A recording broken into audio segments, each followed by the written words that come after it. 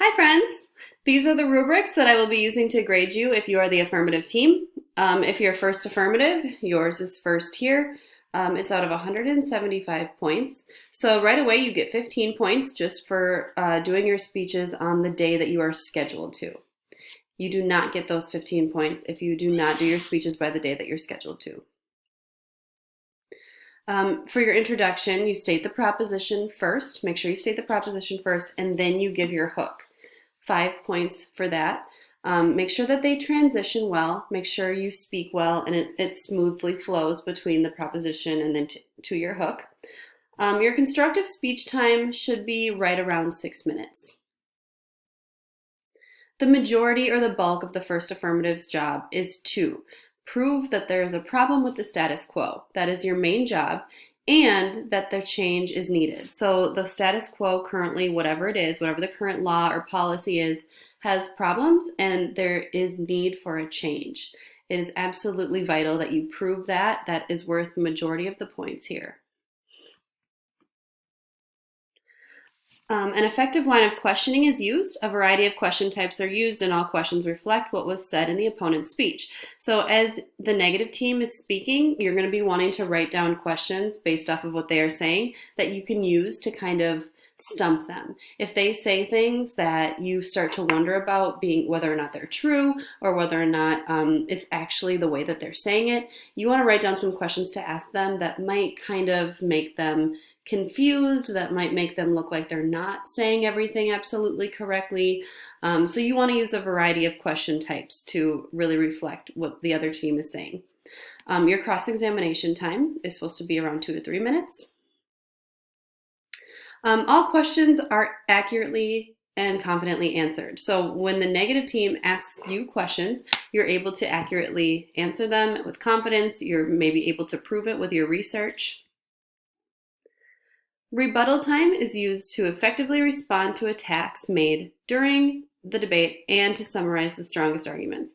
So during your rebuttal, again, 2 to 3 minutes, you're using it to attack what the other side has said. So they might bring up points. You're taking notes during the time that they're bringing up points, and you're going to attack what they've said and really prove that what they are saying is not actually true.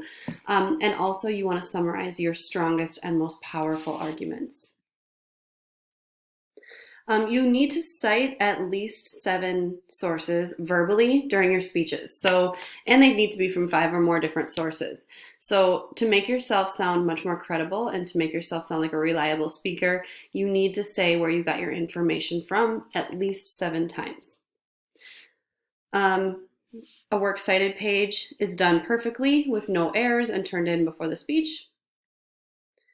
And the speaker maintains frequent and effective eye contact. So you want to speak confidently, you want to use eye contact, you want to look at the audience. You should not be simply reading your speech. This is something that I know a lot of us have struggled with, but it's really important that you have mostly memorized what you are trying to say and you're making eye contact and you speak very confidently. Then if you are second negative, again, total of 175 points, the speaker performs on the assigned day, 15 points for doing so. Your constructive speech, again, is 6 minutes. You state the proposition first, and then you go into a hook. You transition smoothly into whatever your hook is going to be. Second affirmative, your main job, this is why it's worth so many points, is to present a thorough and detailed plan for change. Speaker also discusses how the plan will improve the status quo.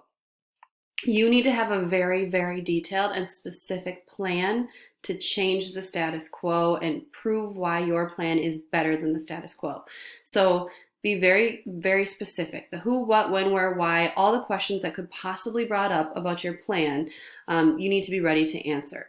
You need to know everything that your plan entails. It needs to be outlined very specifically. So if the other team tries to pull it apart, they won't be able to because you've thought of everything. An effective line of questioning is used, a variety of question types. You're asking the other team a variety of good questions based off of what they've said. You're probably trying to get them to be a little bit confused with your questioning. And then you are also answering your questions accurately and confidently. Rebuttal time is used effectively. You are attacking or you're responding to the attacks that were made upon you. So when the other team is speaking and they're attacking you, you're taking notes and you're going to respond effectively to what they've said about you and prove why their attacks are not correct. And you're also summarizing your strongest arguments. You need to cite 6 or more pieces of evidence from 5 or more different sources. So make sure that you are citing your sources verbally. I believe this is actually supposed to say 7 because you're supposed to cite 7 sources. But yeah, you're able to establish your credibility that way by citing sources verbally. A works cited page is completed in perfect MLA format, no errors, and you turn in your works cited page before you give your speeches. And the speaker maintains eye contact. You need to speak with confidence, use your eye contact, use your hand gestures if necessary. You shouldn't just simply be reading and looking down at your paper the whole time. I hope this is helpful. Let me know if you have any questions.